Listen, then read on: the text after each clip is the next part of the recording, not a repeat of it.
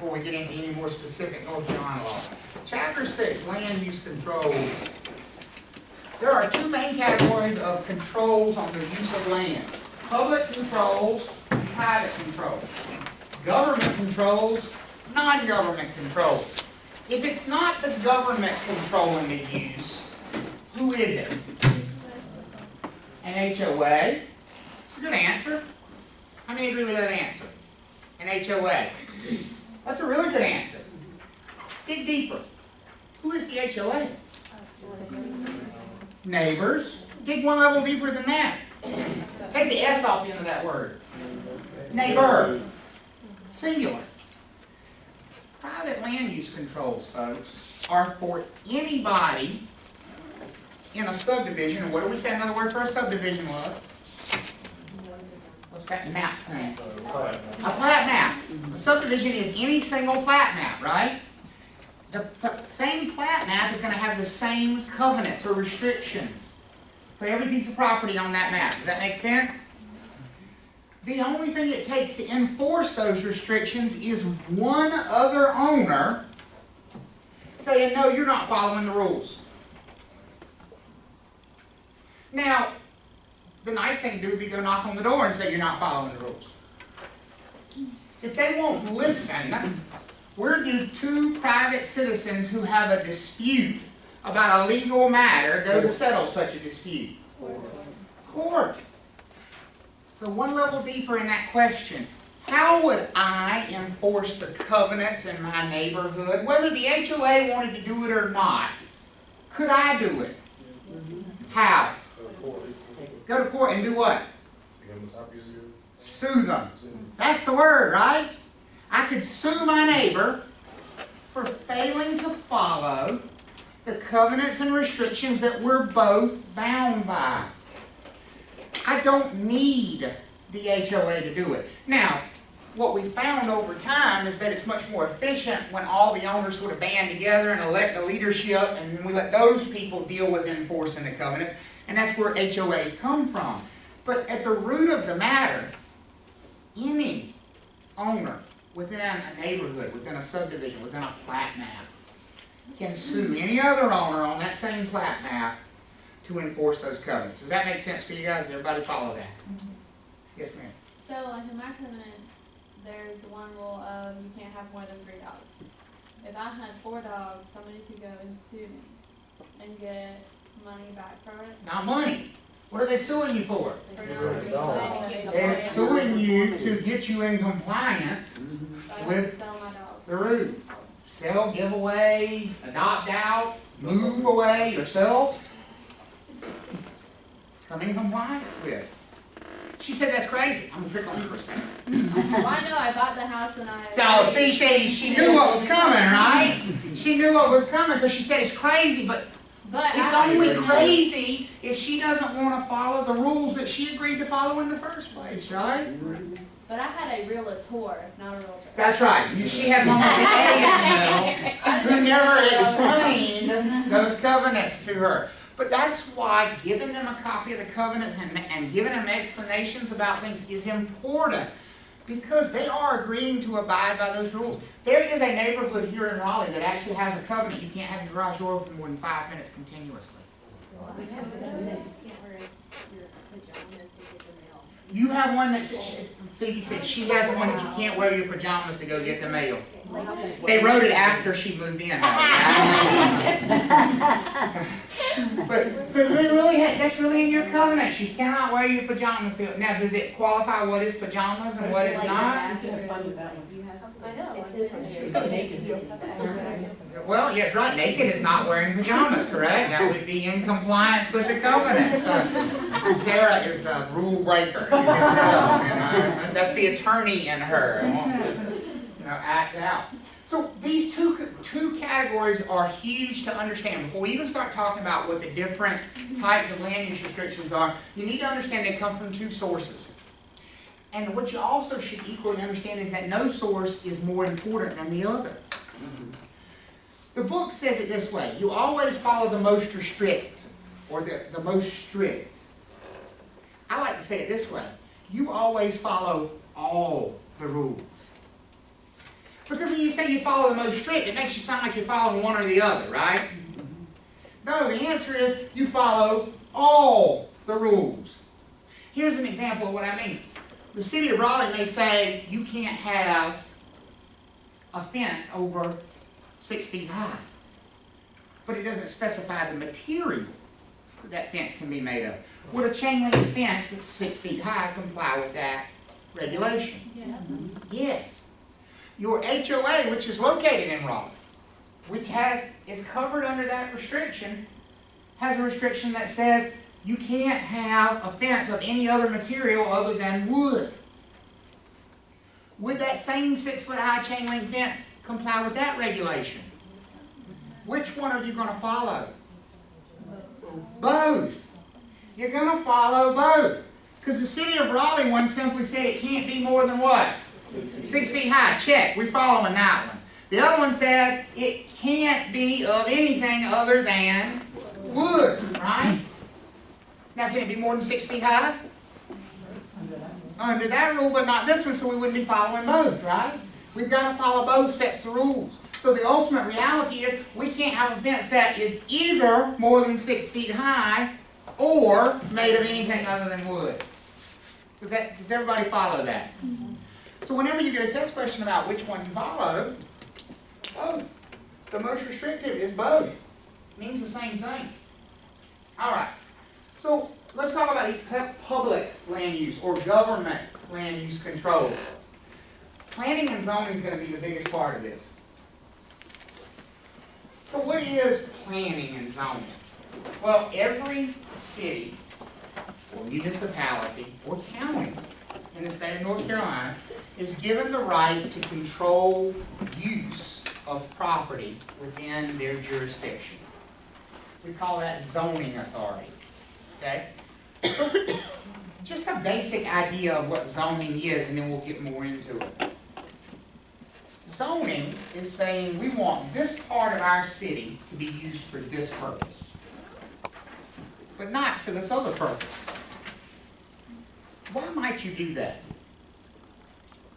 Yeah, go ahead, Jamie. For example, the stadium being built in Atlanta, for the Falcon Stadium, for example, is you regulate what goes up around it because you want to drive revenue maybe in that area, or you want to regulate, flow of traffic to a particular area. Flow of traffic, might that be a concern around something like a football stadium? Yes, absolutely. What you're telling me is you wouldn't necessarily want to let them put up, I don't know, 1,000 restaurants right around the stadium with no parking of their own? Might create a traffic problem, hadn't it? Yeah, absolutely. So we want to control for traffic. That's one reason. Why else? What else? Let me give you a specific thing. Why have a residential zone and an industrial zone? Why not just if I own that piece of property and I want to put a rock quarry back there, I can put a rock quarry back there. Why have them separated? So they don't want construction vehicles running through the neighborhood. Well, we don't want to build those neighborhood streets to support big old trucks hauling rocks and construction materials. That's one reason. What else? I'm sorry? Hazardous waste material. Hazardous waste. How many of y'all have been near a rock quarry? Wow. There's one down the road here. We used to think they were bowling upstairs. I'm not kidding, didn't we? Yeah. For 2 years. Yeah. We used to say, what the heck are they doing up there? And this rumble would go through the whole building. And somebody finally said, oh, that's the blasting at the rock quarry down the road. Folks, we're 2 miles away from the thing. And you can literally feel it vibrate this entire building when they blow it off down there. So, do you want to live next door to that? No. So we have these controls to control for the quality of life. That's the idea behind them. We want to enhance the quality of life. We want to control traffic. We want to minimize traffic if at all possible. We want to group like things together so that if you're going shopping, for example, most of your retail is in one area, not here's a store and here's a neighborhood and here's another store, and so you got to drive 36 miles all over town to run to 3 different places. We want them grouped together. It creates a better overall atmosphere. That's the idea. And it improves the value of properties overall in the entire municipality. Now that doesn't mean it necessarily improves the value of every property, because there are going to be some that get the short end of this stick. Okay? So that's the idea behind zoning. Now with every city, you have what's called a master plan. Okay? The master plan is something that they outline. It's like a goal. How many of you have like a mission statement at work or something like that? That's what the master plan is. It's just stating this is what we would love our ideal city to look like. And our goal is to work toward that. And it should plan for things like land use, what are we going to do with each section, where are we going to put public facilities like police departments and fire stations and parks and those kinds of things. Circulation is just another word for traffic. How are we going to plan for traffic? Environmental conservation, and then a very important one, noise abatement. If you've ever lived next door to a bar, you might want some noise abatement in your planning and zoning, for example. It's the Sims. I'm sorry? The Sims. It's the Sims. Yeah, I never heard you said it's the Sims. If you've played that game before, it absolutely is. It's this idea of building the perfect city. Well, we don't always get to do that from the ground up, but the only one I can think of in this area is Cary, because Cary started as a tiny little place and was taken over by people who put in very strict controls when it was a tiny little place, and it's been developed using very strict controls. Whereas Raleigh sort of happened like most big cities, and so you get much more of a hodgepodge in a place like Raleigh. Okay? This is a police power. The state government has given the city the power to do this, and we call these the enabling acts. If you've ever heard the expression, you can't fight City Hall, that's where this comes from. And trust me, never has something truer been spoken. You don't want to be in a zoning dispute. They will win. You cannot fight them, or you can. It is absolutely fruitless to fight them. When they've made their mind up, they're going to do what they want to do. And there's not going to be anybody in the state of North Carolina you can cry to who will provide you any relief, because there is no system of relief. There's no court to go to and sue them, because you don't have that legal authority. They have control of the land. If you don't like that, live in the country. I mean, really, and I'm not encouraging, I live in Cary of all places, but you need to understand, they have ultimate control over the use of that property. So make sure you understand the enabling acts give these municipalities unlimited authority to control the use of property in their area. It's very rare that a court or a judge in North Carolina would step into a zoning dispute. You have to go so far above and beyond what the law allows to get the attention of a judge in this state for a zoning dispute.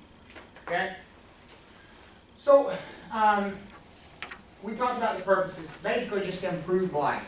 That's the purpose of these zoning regulations. Now, let me get back to what you need to know for the test, because that's what you care about in this chapter. You need to know these next few slides and the vocabulary on these next few slides. Okay?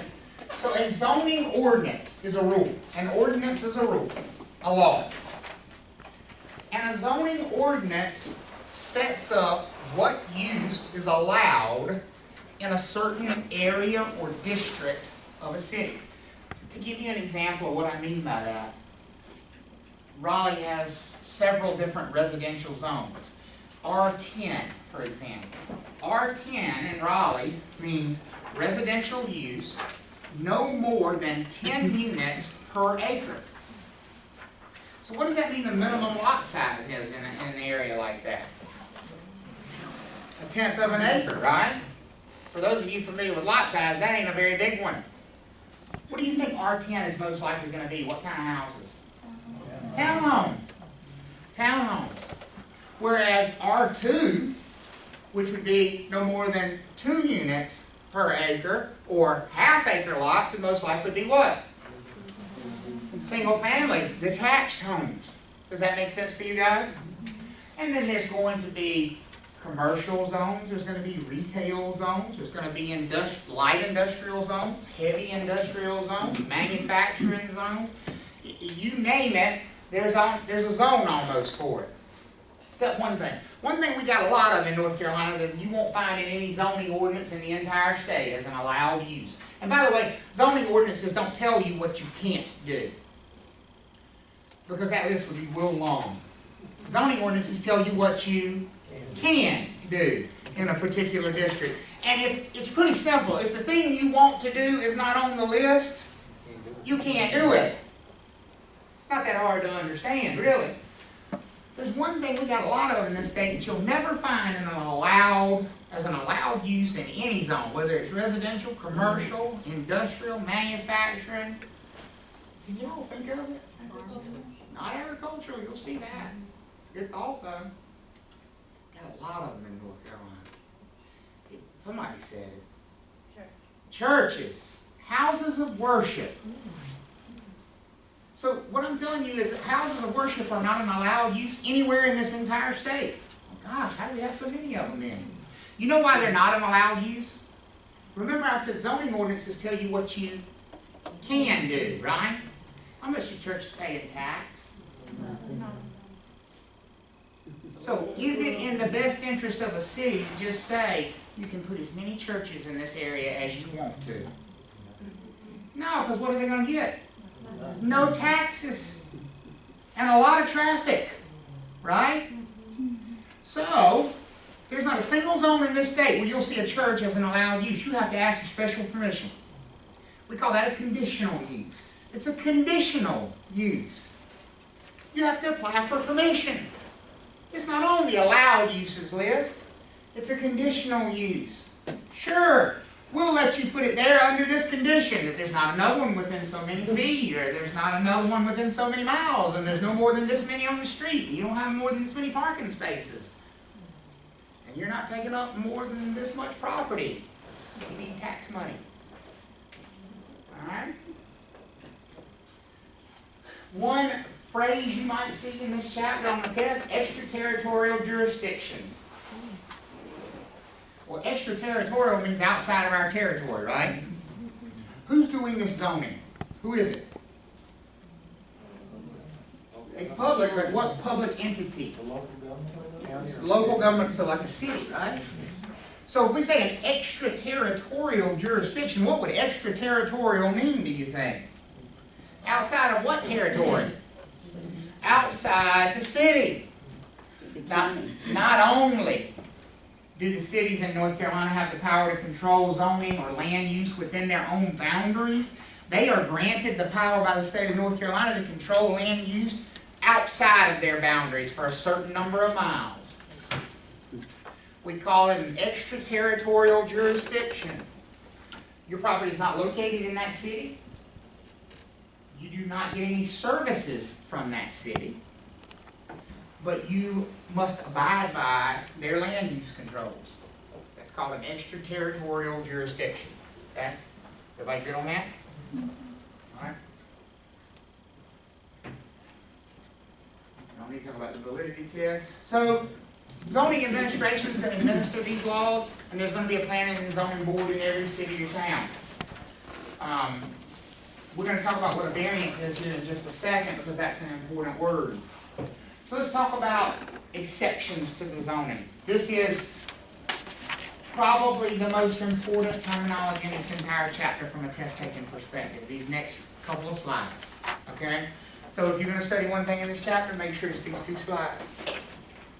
Remember, I said zoning ordinances give you permission to do something, not tell you what you can't do, right? Everybody with me on that? A zoning ordinance gives you the allowed uses. Well, what if I was doing it before the rule said don't do it? Somebody said I'm grandfathered in. Yes. The legal way of saying that is I have a legal, that word's important, non-conforming use. It's legal, therefore I can still what? Do it. but it's non-conforming. What does the non-conforming part mean? Well, it doesn't mean I can't, yes, I can't make changes, but that's not what it means. What am I not conforming to? The zoning rule, the zoning ordinance. It's a legal use that violates the zoning ordinance. And the reason it's allowed to continue is because it started before the zoning ordinance was in effect. Maybe I wasn't even in the city. Suppose I'm annexed. Suppose I built a bar out in the middle of the country. Well, you know why I built in the middle of the country in the first place? Because they wouldn't let me have it in the city. They don't allow bars. This happens all over Eastern North Carolina, folks. You go try to build a bar in Eastern North Carolina. Those same folks that have all those buildings that we don't have as allowed uses that I just talked about, they ain't gonna let you build a bar in any city in Eastern North Carolina. But you can build one in the county because they don't have a zoning regulation against it. Does that make sense for you guys? But what do cities do? They expand. Why would they expand? Gosh, it just seems like a big headache. Why would they keep wanting to push that boundary out? Taxes. Oh, they can tax more people. Yes. They expand those boundaries because they can tax more. Not only can they tax more, they can control more. They can control that land use more. So now I've built this thing out in the country. Nobody can tell me I couldn't do it. And I've been annexed by the city of Roanoke Rapids. Center of culture in the state of North Carolina. And I've been annexed. Now, maybe I haven't even been annexed all the way in the city. Maybe they moved the property line 100 yards from my property. But guess what I'm probably in now? I'm in their extraterritorial jurisdiction. So do I have to follow their zoning ordinances? Yes. I'm not even in the city, but I got to follow their zoning ordinances. And of course, what does their zoning ordinance say about a bar? Can't have one. Now, can I continue to operate my bar? Yes. I'm grandfathered in. I have a legal, non-conforming use. Does everybody understand that? Sounds lovely. It is, in theory. Let me tell you how it works in the real world. Let me give you the one tried and true rule of all zoning ordinances. The goal of any planning and zoning authority is 100% compliance with their rules. They will tell you that. They have a sign on the door. So when you go in there asking them, can I do this even though your rules say no, what do you think the answer is? No. Their goal is 100% compliance. Now they can't make you stop operating that bar. They can't because you have a legal non-conforming use. But here's what the state says about a legal non-conforming use. You can't improve it. You can't add to it. Now, you will have insurance against it, right? We all have insurance. We're not stupid. And the tornado comes and blows down the trailer park, it also takes your bar out. Because there's a trailer park behind your bar, right? That's why you put the bar there in the first place. Tornado blows your bar down. Do you have insurance? Yes. Can you use that insurance money to build that bar back? Nope. No. Not as a bar. Not as a bar. You can build the building back. She said, that's right, turn into churches all the time. They do. You see them all the time. Because that would be considered improving a non-conforming use. I've seen instances in certain cities in North Carolina where they show up one day and you'll have one of these places that was out in the country and has since been annexed, and they have a gravel parking lot. And the planning and zoning officer will say to them, we don't allow gravel parking lots in the city. Now see, that part's not grandfathered in because it's not part of the zoning ordinances. It's just simply one of the city laws. If you have a place of public accommodation, the parking lot has to be paved. And the owner says, no problem, I'll get them out here next week and get it paved. And the planning and zoning officer says, oh, no. That would be improving a non-conforming use. So what do you do with that business that you can legally still operate if you can't have a gravel parking lot and they won't let you pave it to?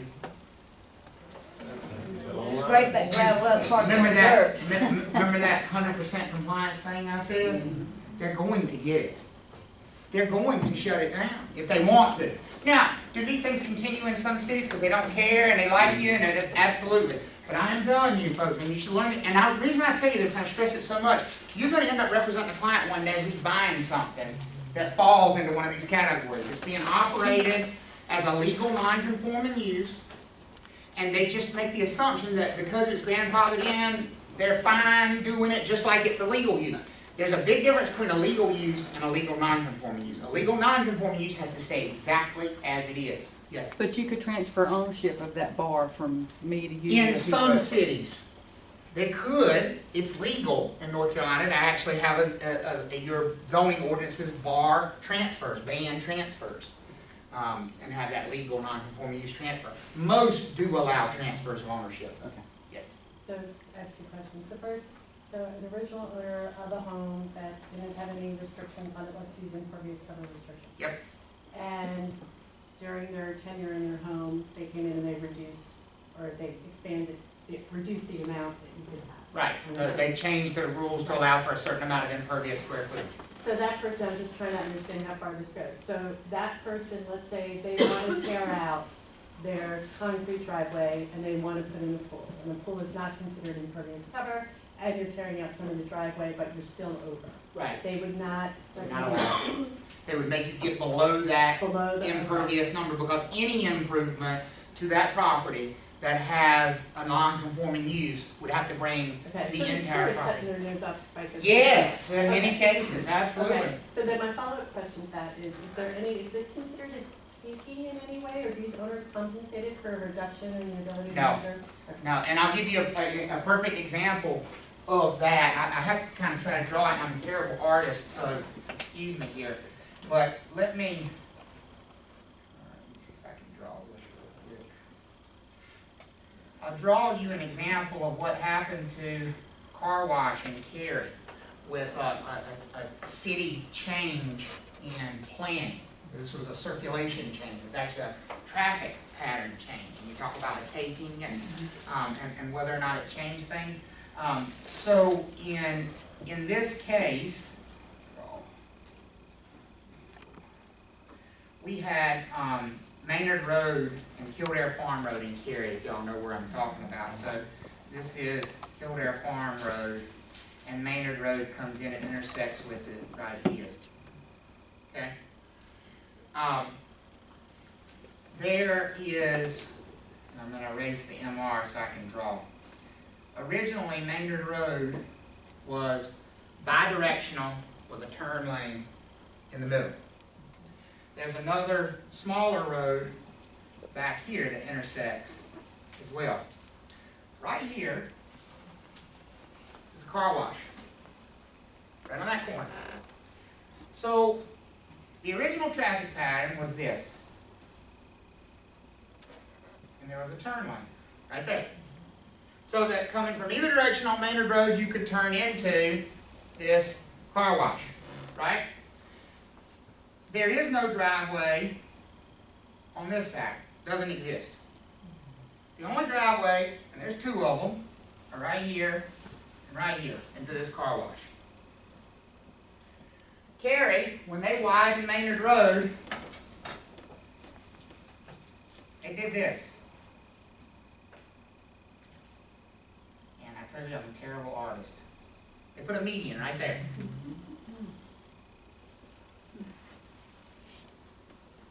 Now, if I'm coming from, which by the way is the most traveled way from Kildare Farm Road, like this, right? That's where the traffic's coming from. I can no longer turn left into this car wash. Moreover, if I go to this stoplight right here and turn left, there's nowhere to turn into the car wash in that way either. If I'm coming this way on Kildare Farm Road and I want to go to this car wash, I have to turn left, which is Kilmaine right here. Go all the way down here to the Goodwill, which is right here. Turn into their parking lot, turn around, come back out to the light, make a right, and then go in. 40%, no U-turn, it's a no U-turn light. 40% drop in their revenue overnight because of a traffic median. Because look at, you can't even figure it out. I mean, I live over there, and it took me 15 minutes to figure out how many. I thought I had to go all the way to Morrisville and turn around and come back. I mean, so to answer your question is, do they? No, they don't do anything. They don't do it because that's for the public good.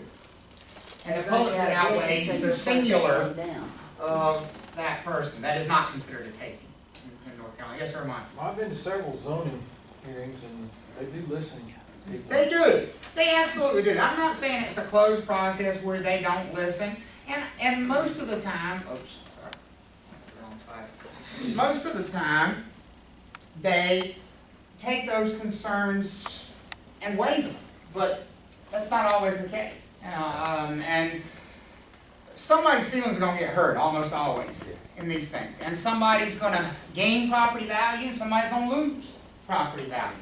And in the case of these non-conforming uses, that is a very big loss in property value if you cannot improve one of these things and you are basically pushed to the point of extinction by some of these rules.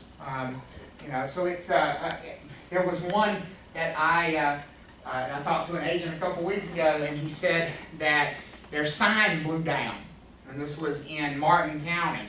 And they were operating as a illegal non-conforming use, and the city won't want to put their sign back up. They can't. So now they have to operate without a sign. And they put a banner on the front of the building because they didn't have a sign, and that violated the sign ordinance. Because the banner, it was just, so they just want it gone. They want it gone, is the moral of that story. Okay? Now, other exceptions to the zoning, which are not automatic. Variances. A variance is asking for permission to do it after the zoning's already in place. Now, compare that to a legal non-conforming use. Did I say anything about asking for permission in a legal non-conforming use? No, it's automatic because you were there first. A variance, you want to do something that's already illegal. Now, don't think of it in the wrong way. Most people think of that and they think, okay, I'm going to ask if I can put a convenience store here in this residential zone. That's not going to get approved as a variance. The kinds of things that will get approved as variances are things like lot setbacks, for example. Sometimes when you have lot setbacks that maybe don't provide for any use of a property, they may make a variance. So I can sort of quickly diagram what that might look like for you.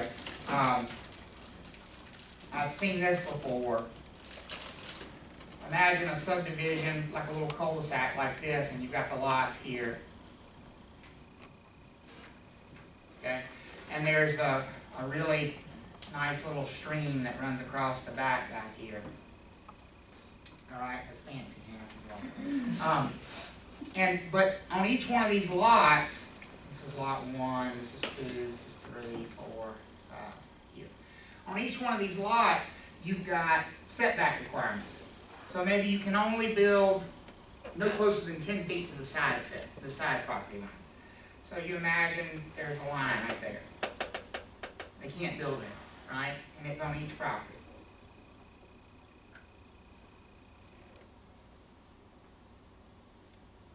Like that.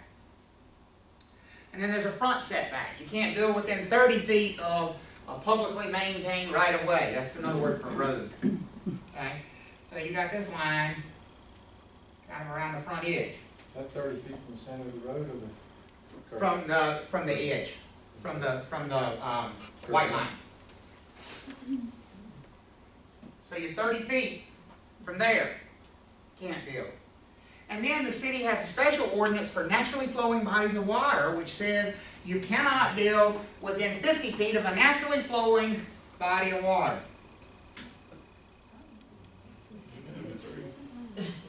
Lot number 3 looks real good right now, don't it? That's a good case for a variance. Because if I owned lot number 3, I would make the case to that planning and zoning board that if I follow all their rules, there is no use of my property. That's the kind of case I have to make if I'm looking for a variance. Does that make sense for you guys? So they may vary the front setback, they may vary the back setback, they may, they're not gonna allow me to build a gas station there, but they will allow me to build a house there within some narrow window. They'll grant a variance for it.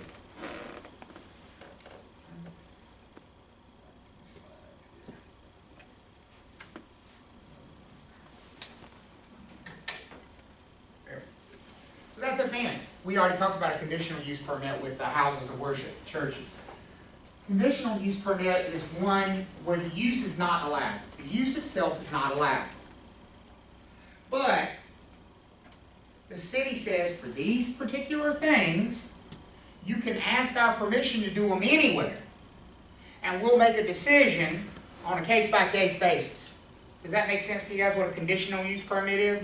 So you search the whole zoning ordinance and you can't find anywhere where I can put this house of worship. So I go to the planning and zoning and say, well, what's the deal here? And he says, well, you can do it anywhere based on some certain conditions we have. So if you find a property, you apply, and we'll tell you if it meets those certain conditions. That's a conditional use permit. Everybody follow with that. So it's not going to be an allowed use. You have to ask permission, and it's done on a one-on-one basis. It's not a disallowed use either. It's just a conditional use.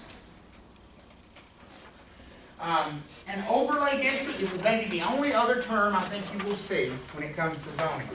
Overlay districts are just additional little Easter eggs that they throw into zoning ordinances for you.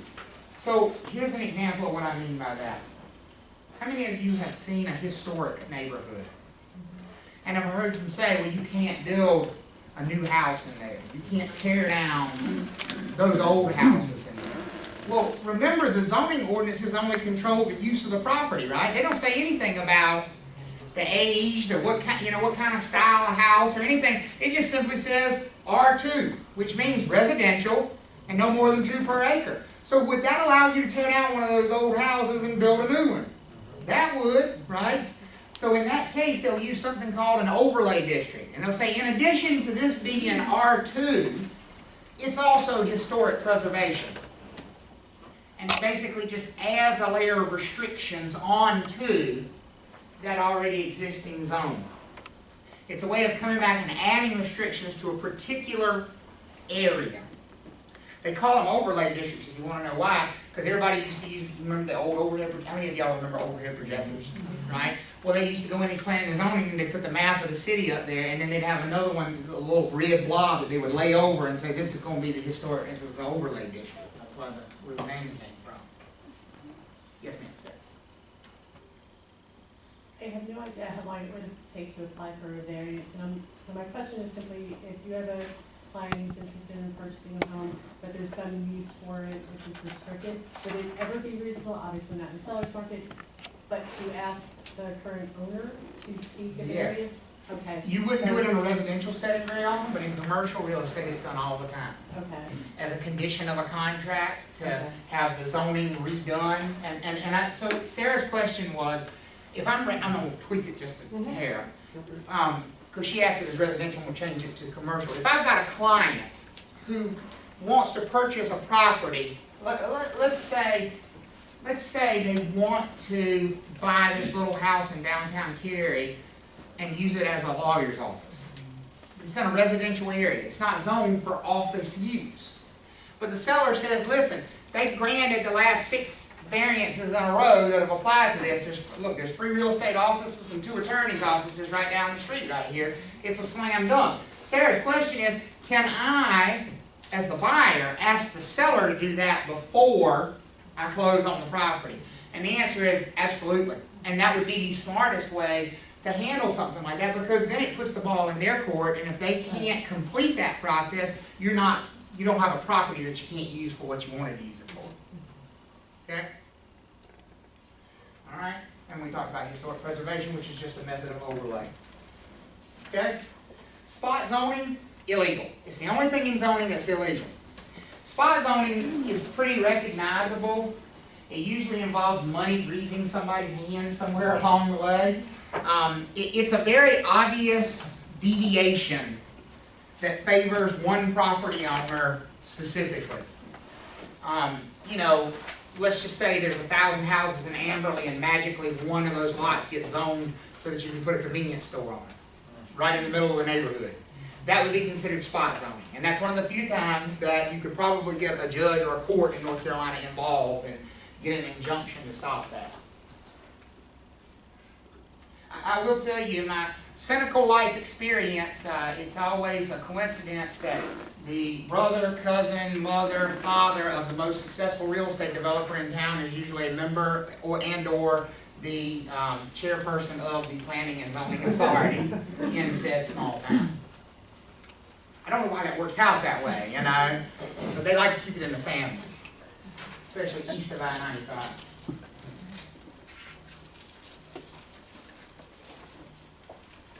Subdivision, we talked about this already, but we're going to hit it again right here. This is a method of regulating land use. This is a public land use control. The subdivision laws. Any division of land, as we said before, is a subdivision. If you take one lot, you chop it into two, that's a subdivision. And a subdivision always goes on a what? A plat map. A plat map is a subdivision. So if I want to divide my lot into two lots, then I've got to create a subdivision. I've got to have a plat map drawn. Who would draw a plat map, do you think? A surveyor.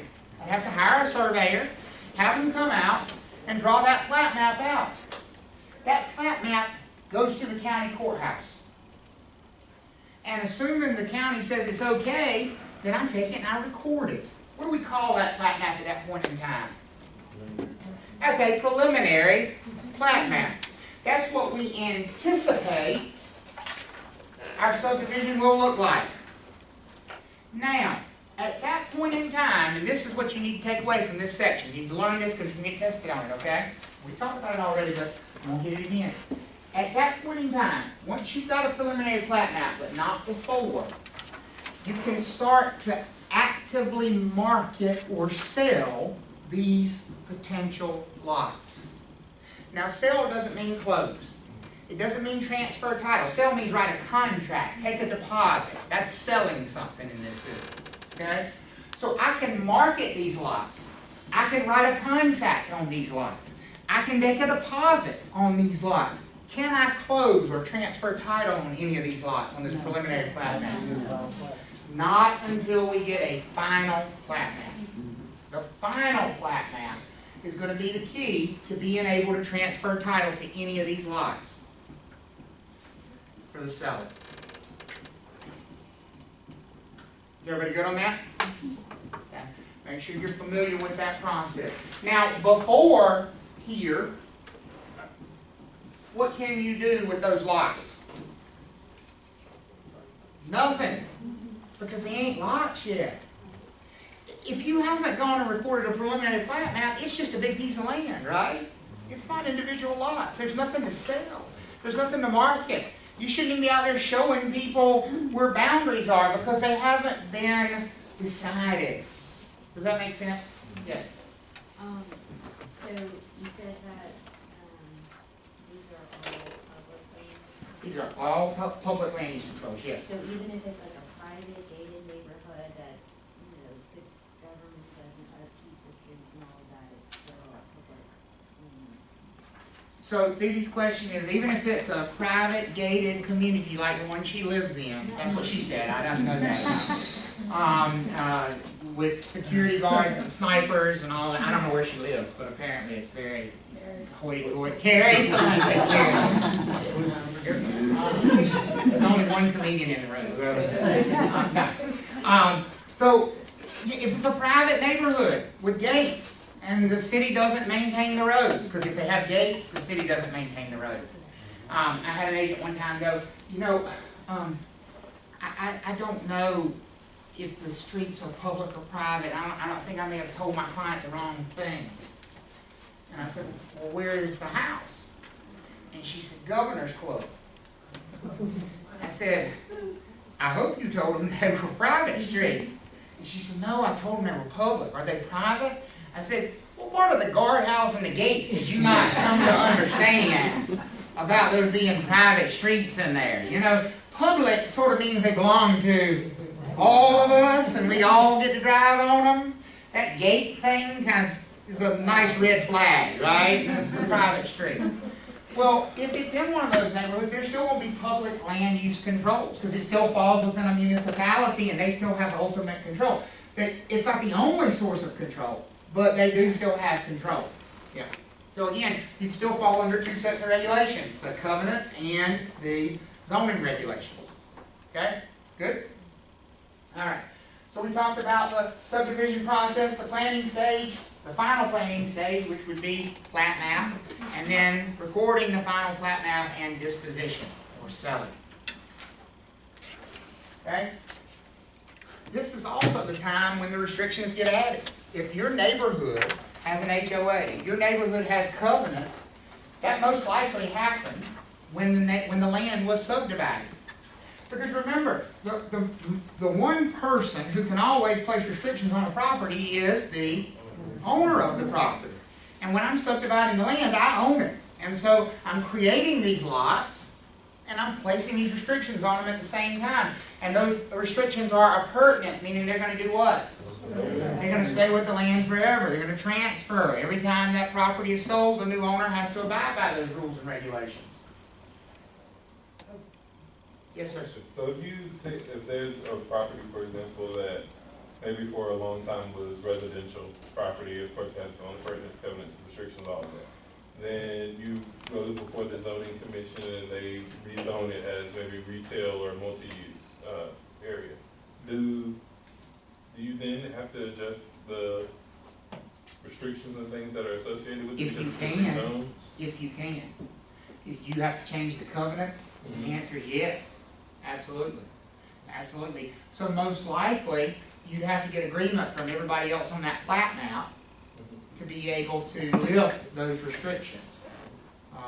So usually what's involved with that is buying all of the properties that are on that plat map so that you have unified authority and you can change the restrictions on the property.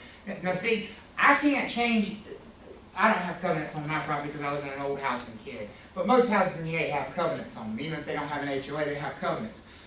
I cannot change the covenants on my house because I only own one little piece of that plat map. But if there ever comes a time when I have unified that plat map, in other words, I own everything on the plat map, I'm free to change any of those regulations I want to at that point in time because I can change regulations on property that I own as long as it doesn't impact somebody else's property. And if I owned every piece of land that was on that plat map, I wouldn't be impacting somebody else's property. Yes, ma'am. This kind of goes along with what you're saying, but in my neighborhood, we're having a huge problem with our HOA changing stuff, and nobody's agreed to it. Like, they cut down some trees in front of the neighborhood, but they were on people's properties. And so they cut them down saying that they were responsible for them, but then after they cut them down, everyone started arguing about it. They're like, oh wait, that was your property, you're responsible for that, but we're not doing anything about it. They can't do stuff like that, can they? Anybody sue them? They're working on that stuff. Okay, but that's the only thing that's going to stop them.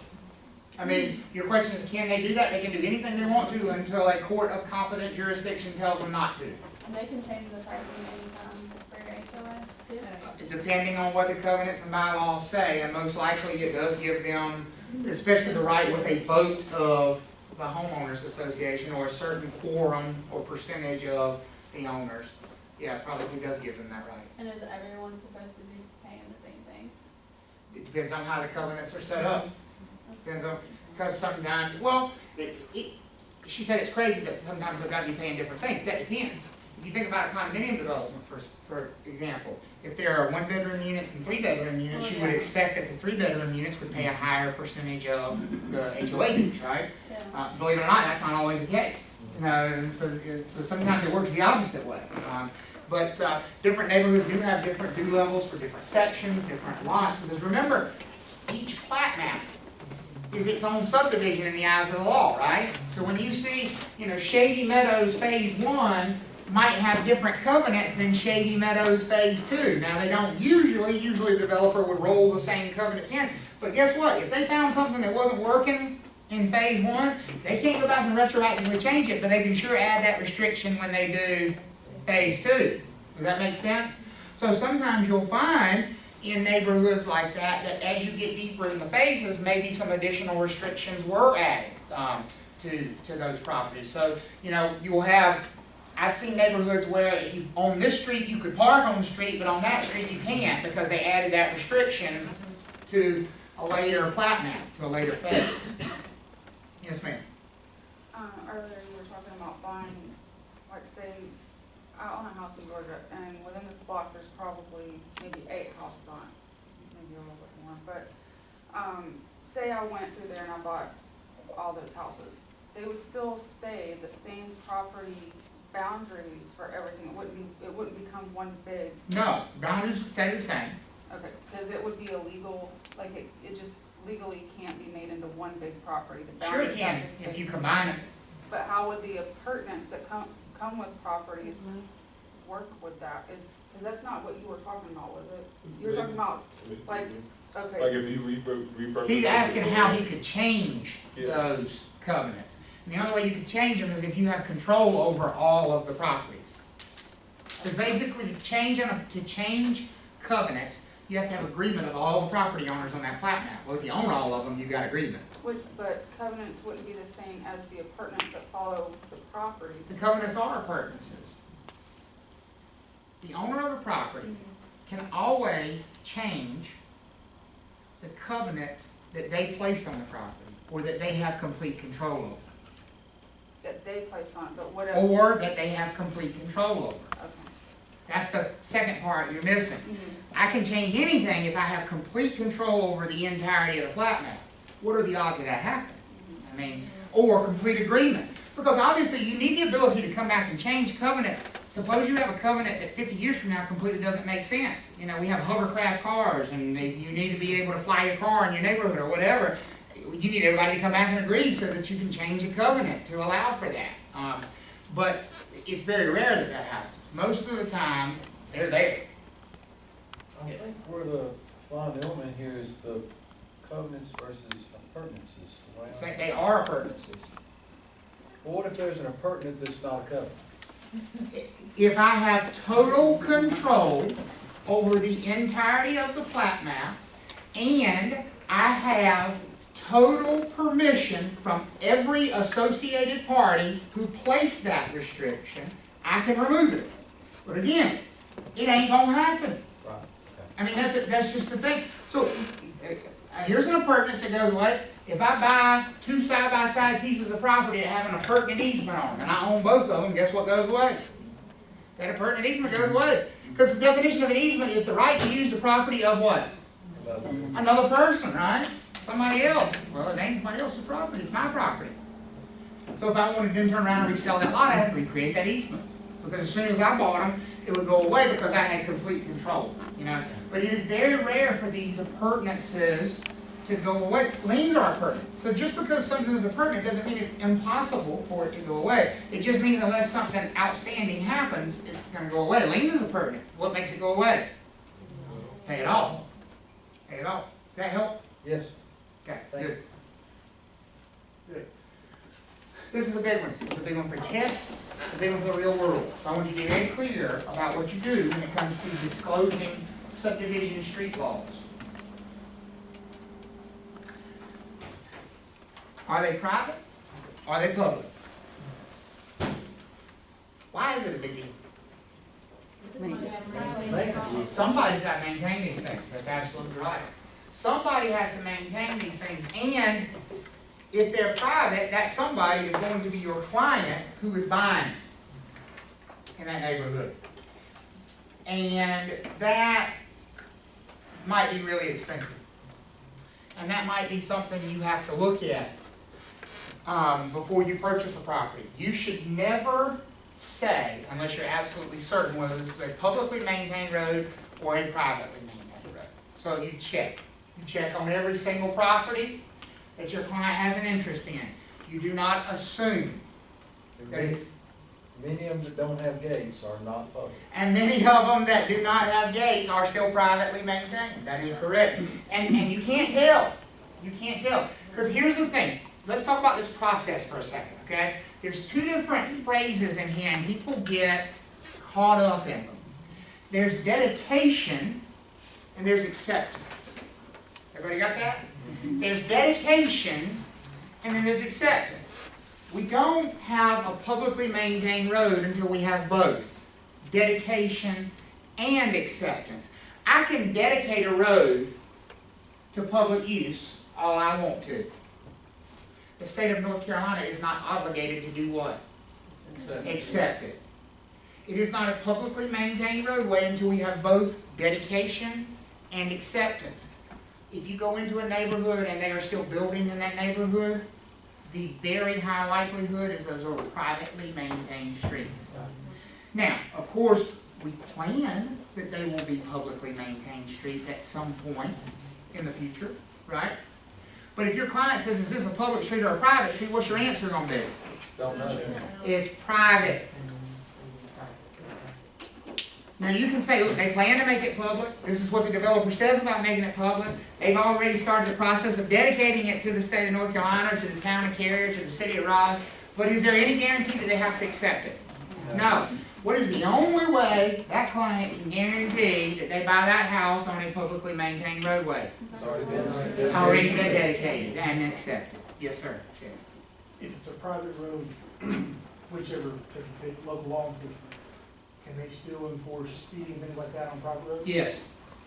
Yes, all laws are still in effect on private roads. You can, just cause it's a private maintained street doesn't mean you can ride golf carts on it. All the traffic laws are still in effect. Now, for practical purposes, they generally are not as strict about enforcing them on private maintained roads. But yes, they do have that right. Yes, sir. I've been involved in one situation where a subdivision was trying to get accepted, and there was a lot of expense. Yes. And more than one of them, there's a punch list that has to be gone through. Absolutely. And some of them are absolutely ridiculous. They are. I mean, I've seen the inspectors from the city go out there and see a chip and a curve and make them re-pour that concrete curbing before they would accept it. I had a customer that wanted, they had a culvert in the front yard, we had to take the culvert down. At the side of their driveway, it was 5 foot deep. You know how far I have to feather out 5 feet? Right. Something acceptable to mow and Right. maintain? So I told the customer, and she said, well, let's call the county.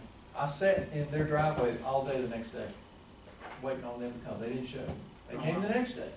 I let them scratch their head a little bit and let them see, well, we're gonna have to go back to office and do our takeoffs and all that. And I said, well, I have a suggestion. They said, what is that? I said, let me put that cover back in, and I've still got enough room to put a swell on top of it. They said, do it. Oh, there you go. But we spent $2,000 to do. Take it out. We could have done for 300 or 500. Right. No, it can be tremendously expensive. There are, and here's the thing, and this is what's frustrating about this. This neighborhood could be 20 years old, and the streets have never been accepted as public roadways. The builder, the developer never did that last step. They never went through that process. They never finished. And, you know, now all of a sudden the thing's full of potholes. This was 7 or 8 years old. Yes, ma'am. As a practical matter, where would you find that information? There's not a good source. The Real Estate Commission is working on it. Okay. The Real Estate Commission is working with the North Carolina Department of Transportation for our benefit to create a database where you can go in and it be map enabled where you can look and see. Right now, the best source is to call the Department of Highways and Streets and Highways in the city you're in and give them the state road number. Everybody know where to find the state road number? It's on the green street sign at the end of the road. There's an SR number in the bottom right corner. Now you would think, if it has an SR number, it's a state maintained road. That is not true. Because part of being accepted is it has to be completely finished. Completely finished means what's included? Street signs, right? So the street signs go up before the acceptance happens. The number has to be issued in order for the street signs to be made, right? So it is conceivable that somebody has dedicated this road to public use, gotten the number assigned, had the street signs made, put them up, and forgot or ran off, or the city came out and said you got to spend $50,000 to get them up to code, and they never did it. And so now the sign's sitting out there with a state road number on it. And you call them and you give them that state road number. Oh, it'll come up, but you know what they'll say? That's a private road. Tell me if I'm wrong, when we had this last correction, 2009 and 10, we had developers that left several subdivisions. And Yes, absolutely. Because they were done. And it's not just in 2009 or 10. There's 2 developments right now in Goldsboro and Wayne County that are going to get special assessments attached to them for about $50,000 each. Because the neighborhoods were built about 30 years ago, and the developer never converted the streets to public roadways, and they have deteriorated to the point now that the postal service will not deliver mail, and emergency services will not go down, and the school buses will not go down them. And so the city of Goldsboro has given them an ultimatum and said, either you get together, and there's no HOA. The city of Goldsboro sent them all a letter that says you have 6 months to, and this was 4 months ago now, to get together as a group and do it yourself, or we will come in and we will repave them for you, and there will be state maintained roads, but here's what the assessment will be, and it's like $49,000 and some change for each property. I'm sorry? I don't know the names of them, they're in Goldsboro. I'm sure you can look it up, it's been in the newspaper several times. Yeah. So basically, it costs the developer to dedicate it, and Yes. that's why a lot of them didn't do it. That's exactly right. There's a cost, Robin's question is, there's a cost associated with dedicating and having them accepted, which is why a lot of them don't do it, and that's exactly right. That's exactly right. There's a big cost sometimes, you know, because sometimes they think they've built it to state standards. You know, they think they've followed all the rules, and then that inspector comes in for the acceptance process and says, well, no, you had to have, you know, your curves need to be 3 inches wider, which means now they got to rip up that much asphalt on down each side and re-pour that concrete curb in, and, you know, who knows what could be involved. Your grass is a ½ inch too high. Or whatever it is, you know. And then sometimes, quite honestly, the builder-developer just says the heck with it, because they know by the time the streets deteriorate enough, They'll be gone. they're going to be long gone. Because it's not like the streets fall apart overnight, right? I mean, it's not like they leave them in a mess. They leave them looking beautiful. And you think it's perfect. And it probably won't even be the original homeowners that have a problem. It'll probably be the second or third owner down the road. But here's what I don't want to be a problem for you. I don't want you to get sued because you didn't tell a client this is a private street. And when a client asks you this question, well, what does that mean? You say, money. And a lot of it. A lot of it. And they'll say, well, how much? And say, I don't know. You can't put a number on it. I said, but here's what it's going to come down to. It's going to come down to you coming home one day and deciding my street is in such ragged shape, it's got to be fixed. And you're going to have two choices. Either pay for fixing the whole street yourself, I ain't doing that, or going door to door with your hat in your hand and saying, please chip in. And how well do you think that's going to work? It's not. It never does. There may not be any financing options either. And there may not be financing options because you may not have an HOA, you may not be collecting dues, you may not have anything to draw off of. It gets ugly. I mean, it really does. So it's a big deal. It's a big deal. You can't even do a GoFundMe, because my friend's yelling out now. You can't do a GoFundMe. You can't even do a Kickstarter. Will that work? But the first 5 people on their street, no pothole, then they're so deep that your car falls in. And those 5 don't want to pay because they don't have a problem. All the rest are dealing with it, Yep. and nobody can get to their house. Yep. So the first 5 don't have a problem, so they don't want to pay. That's what happens. Private streets that are meant to be private are normally, they have PDD. They're marked private. If they were always intended to be private, those are easy, obviously, because they'll say private at the end of them, and that's pretty self-explanatory. But even then, if you know it's private, once you find out it's private, the next question should be, where is the agreement for maintaining it? Is there an HOA collecting dues? Is there some structure that was set up? I mean, because sometimes this was some farmer who sold off 3 pieces of land, and his house was the one all the way at the back, and he had a tractor, and he was grading it with gravel his whole life, but he died 20 years ago, and ain't nobody done anything to it since then. And now there's ruts in it this deep, and everybody's looking at each other going, well, how the hell we get to our house? That is the reality of what happens with these things. And you have a liability to tell them whether it's public or whether it's private. So don't ever say what it is until you know for sure what it is. Don't assume with that, okay? Because you really can't. I've seen someone, in fact, I sold one this year. I asked the guy over at the City of Raleigh 3 times to check it because I could not believe it was a state maintained roadway. Black Horse Run is an equestrian neighborhood up here in North Raleigh. How many of you have ever been out there? Beautiful houses in that neighborhood. The streets have no shoulders. There's not even a white line on the outside of them. I mean, it just stops and there's grass. It's about as wide as for me to Tavon. I I just knew it was a private street, and I had a listing in there. Well, I thought, well, I'm gonna certainly disclose it's private, so I called. I had a state road number on the sign in the street, so I called the city of Raleigh, I called the lady over there, her name is Sheila, and I said, Sheila, can you look up state road number, blah, blah, blah, blah. And she said, and she gave me the name of the street, and she said, that's publicly maintained. I said, what section of it? She said, the entirety of it. I said, well, have y'all looked at it recently? Clearly, you need to. But it was publicly maintained, and so, but I wanted to make sure, because anybody buys that thing, we want to make sure it's disclosed to them if it's privately maintained. And my seller had told me 15 times it was public. I didn't believe him. I don't believe him ever. I had to go check. All right? So make sure you check it on that, because you should always assume they're private until you find out for sure they're public. The Interstate Land Sales Full Disclosure Act, you will see this maybe on the national section of the exam. You won't see much detail about it, okay? So this is a law that's very old and outdated. And the reason I say it's old and outdated is the law says it's only in effect when you're marketing property across state lines. How do we market property now? On the internet. Does that cross state lines? Yes. Yes. So the truth of the matter is, any law that says only when you market across state lines was written a long time ago, okay?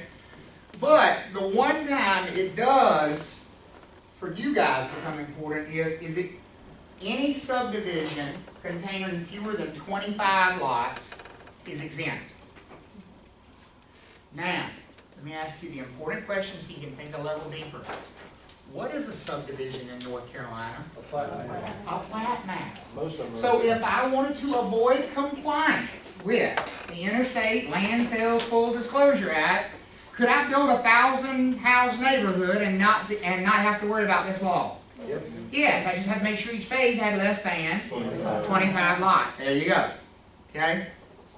Now, assuming you have a plat map with more than 25 lots, these are the requirements. Basically, you have to tell, and this is how you also know it is a very old law, you have to give the distance over paved roads to a city or town. And I'll tell you where this comes from, actually, if you want to know a little bit of the history of where this comes from. In the 50s and 60s, Florida was a swamp before the mouse moved in down there, especially Central Florida. And these people, property developers, would go to places like Michigan and Wisconsin in the winter and take them a bag of oranges and say, don't you want to own property in Florida? And you can own it for $50 now and $50 a month. And they would write, what we're going to learn later on, is an installment land contract on that property for these people to buy. Well, what they didn't, and if they came down to look, they'd take them out there and they'd show them, yeah, your lot is right over there. Well, yeah, if you could see 43 miles over there, that's where your lot was. Because there were no roads. So this law came along to regulate that sort of thing, so you had to tell people how far it actually was from paved roads, from these kinds of things. So that's the purpose of this law. It's really antiquated in today's world. Okay? All right? Obviously, our duty to disclose restrictions, whether they be public restrictions or private restrictions, is that we always have to disclose. We always have to disclose. You have a question? No, Oh. I'm trying to figure out what that is. Oh. Is there something on here? Yeah, what is it? Are you hearing things or I'm not hearing things? I'm not hearing things. Should I be concerned? It's upstairs. It's upstairs. WW1. They're banging, they're playing bowling up there again, they're bowling, playing bowling, I don't think you can play bowling.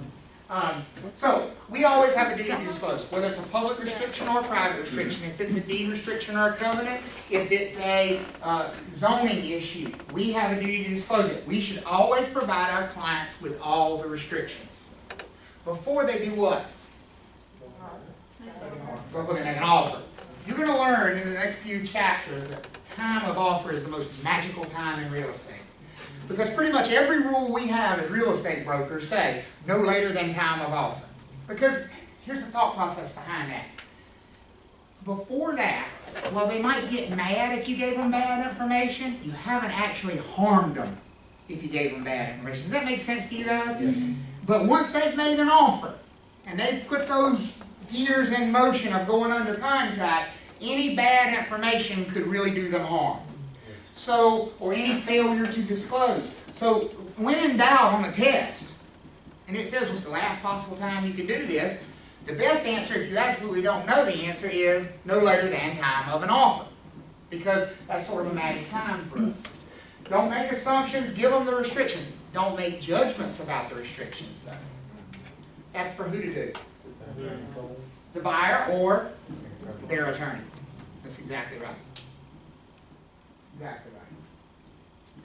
Wrapping this chapter up here now for the most part. Building codes.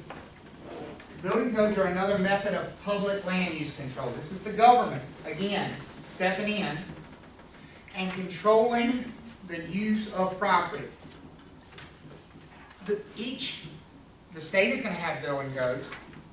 Each city can have stronger or stricter building codes. For example, the building codes in Cary are going to be stricter than they are in Tarboro. Just fact of life. And so you have to comply with not only the state building code, but whatever your local building code is, wherever you're building that property. 2 pieces of vocabulary you need to know on this slide. I want you to start. You need to know what a building permit is. You need to know what a certificate of occupancy is. Now, let me help you with a test question here. A certificate of occupancy has absolutely nothing to do with occupancy. And they will put that as an answer on a test. It's a certificate that says the building is safe for human inhabitation. There ain't no such thing. Here's what we've got, folks. We've got a set of rules. The rules say you have to do 2 things before you can build something. You have to ask permission to build it. What do you think we call that? A permit. A building permit. And once you build it, you've got to let us come look at it to make sure you built it like you told us you were going to build it. And that you complied with the building codes. What do you think we call that second part?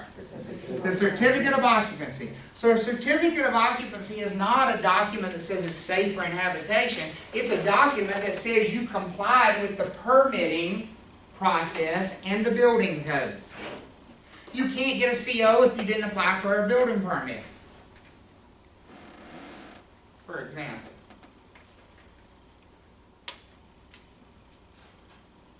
Flood regulations is another way that the government controls land use, and specifically by saying you have to have flood insurance if you buy in certain areas. There is only one source of flood insurance in this country, and it is this country. The federal government is the only source of flood insurance. There is no private company you can go buy flood insurance from. You buy it from the federal government through FEMA. They maintain the flood maps, and they maintain the flood insurance program. And if your property falls on a designated flood map and you want to borrow money to buy it, you're going to have to buy flood insurance. You can always go online and look at the maps and see if you fall on a flood hazard area. Okay, talked about that. And the last thing in this chapter is the Americans with Disabilities Act. Travis, I have a question. Yep. With building permit and certificate of occupancy, would it kind of, well, not kind of, would it be like dedication of acceptance? Would it be like exactly? Sort of. So Taylor's question is a building permit and a certificate of occupancy sort of like the dedication and acceptance process for building a roadway? Similar. Here's the difference. With dedication, somebody has built this road and said to the county, I want to give this to you. And the county then has to say, yes, not only is it okay, but we're willing to accept it and take over responsibility for it, which they're not required to do. Whereas with the certificate of occupancy process, you're asking permission from the city or county to improve your property. And you're basically notifying them, hey, I intend to do this, asking their permission, and then once they've granted their permission, they require you to come back and get them to inspect it at the end to make sure you followed all the building codes in doing it. Okay. Yeah, that makes, because it's not public. Yep. The Americans with Disabilities Act is a federal law that we will talk about much more extensively in the Fair Housing chapter. But here's what you need to know about the Americans with Disabilities Act.